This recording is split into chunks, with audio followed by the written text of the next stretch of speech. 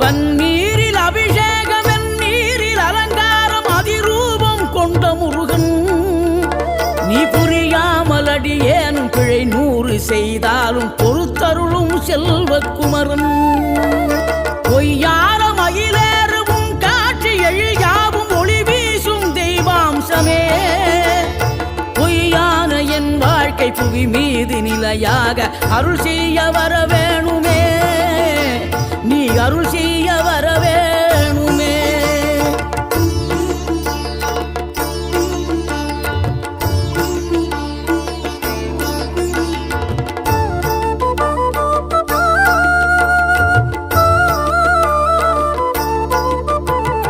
இகழ்தலையும் புகழ்தலையும் ஒரு முகமாய் கருதும்படி செவி உரைத்த முத்துக்குமரன்